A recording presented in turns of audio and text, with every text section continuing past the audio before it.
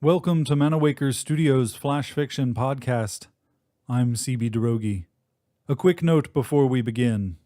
Flash Fiction Podcast is supported by Manawaker Studios patrons on Patreon. Patrons of Manawaker Studio all get access to free weekly stories and other content in the patron feed, and supporting at a higher tier includes a subscription to Manawaker Books. To find out more or to become a patron, visit patreon.com/Manawaker. This week, Inheritance by Sarah K. Stevens. It's metal that offers the throbbing call to arm myself. It's glass that begs me to bleach my heart. They shine on countertops in desk drawers, inside the rim of a stranger's glasses, the razor edge of a mirror, or the dull finish of my KitchenAid mixer. They all beckon and invite, calling out that devastation is close to hand and promising satisfaction, however fleeting, in their wake. I fight them with my mind, with my talk, with my pills. I ask my therapist if my desire to destroy you is really just a wish to eliminate myself. My voice ricochets around the well-appointed room, looking for somewhere believable to land. Even I know self-loathing would be so much simpler. Next week, my appointment is canceled. The week after, I am sitting in a new office, filling out new forms, designating new emergency contacts. I never list you. I cannot bear the thought of them calling you in your prompt reply of "sorry, wrong number." Instead, I list your father. It's he who assures me that we will get better, as if the pairing of us makes some sort of new organism that has disappointingly fallen ill. This is all a phase, he says, waving his hand for emphasis until I feel cross-eyed. It's been years, I say. Give it time, he replies. But the friction between us only sparks and flares. If we are a system of organs, then entropy is our middle name.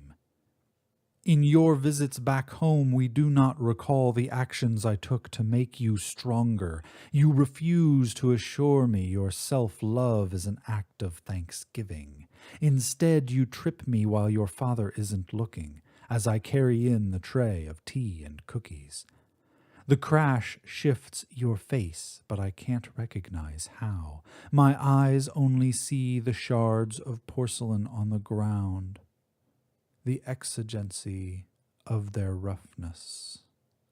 When you were little, I gave reminders that having a door on your room was a privilege. Privacy was something to be earned. Having gone away and left me, my body offers constant reminders of your outstanding debt. On your visits home, our dull patterns, slopping peanut butter on a cracker, the wiping of a table, obscure silent negotiation for terms of payment. It frightens me as you rinse your hands and tell your father about the chaotic heat in your apartment, how powerful I have made you, coming and going at your own will, dropping into our lives only at your own discretion, yet you take no pride in the obvious effects of my mothering. Seeing the monster you've now become, neither do I. When your father rushes to my side, you blame the plush carpet I insisted on paying extra for. As he moves away to get a towel, I swipe at your ankle with a triangle of teacup imprinted with small undulating roses, hoping to slash your Achilles, the one weak place in all of us, even those raised to rule. You cry out, your ankle a red curtain draping over my beautiful new carpet. Your father arrives bearing towels and expecting only weak tea to sop up, not the trails of his own bloodline. It's true that I raised you for this, that you are a bulwark of my own design. It's true that I should have been more careful with my wishes. What comes next are assessments and more pills, and finally, at your urging and at your father's acquiescence, a stay of respite for indeterminate length. Your father visits every week at first. You visit only once. I am embarrassed to face you in clothing that offers only elastic bands, no cords or zippers or buttons to camouflage my vulnerabilities as sinew. I wear paper slippers on my feet. I see your father's grocery list jutting from your purse and know immediately that I asked the wrong questions back in that stale and pristine office. It was never my wish, but it was always my future. Over paper cups of orange juice you smile and chat for the nurses. When the two women shift away to offer us privacy, I know before you speak that this solitude will be snatched and violently consumed, just as it was when you left the first time. As you speak, the pulse in your neck taunts me. I win, you say, all saccharine and honey between sips. I win.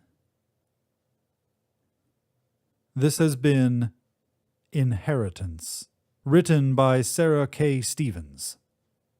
The Flash Fiction Podcast theme song is by Kevin MacLeod. I'm C.B. Derogi. Thanks for listening.